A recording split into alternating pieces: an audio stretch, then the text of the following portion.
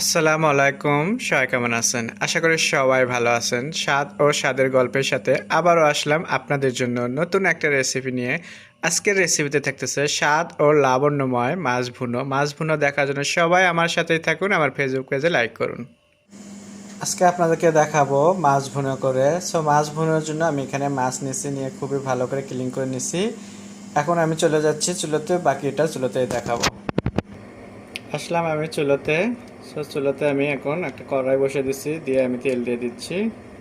আমি তেলটা গরম হয়ে গেছে, এখানে আমি মেথি দিচ্ছি 1 চা চামচ। মেথিটা আমি 1 মিনিট ভেজে নিলাম। দেখতেই পাচ্ছেন একটু কালার এসে গেছে, ঘ্রাণ এসে গেছে। সাথে আমি দিয়ে দিচ্ছি কাঁচকুচি পেঁয়াজ।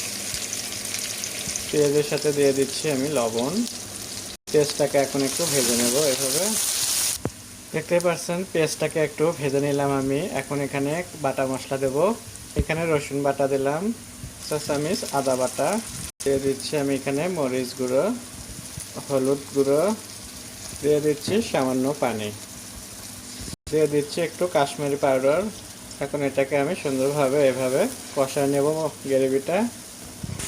এখানে দেখতে পাচ্ছেন গ্রেভিটা কিন্তু আমার তৈরি হয়ে গেছে, একদম তেলের উপর উঠে গেছে, আর গ্রেভির কালারটা খুবই সুন্দর এসে গেছে এখানে কাশ্মীরি পাউডার দেওয়ার কারণে।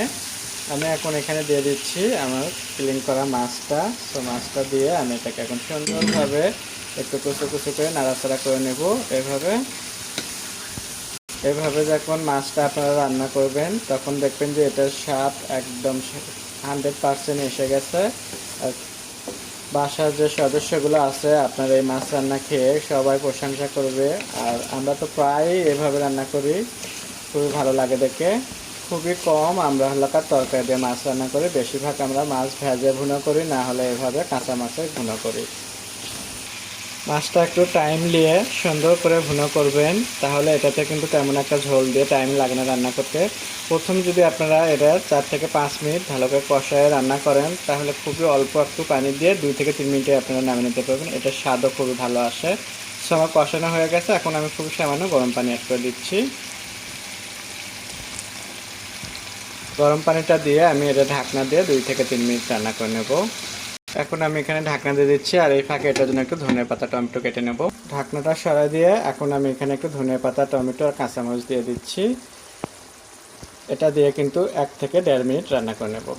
একটু নাড়াচাড়া দিয়ে আমি এটাকে নামিয়ে নেব। এখন দেখতেই পাচ্ছেন খুবই সুন্দর কালার এসে গেছে, আর যে সুন্দর একটা ঘ্রাণ এসে গেছে।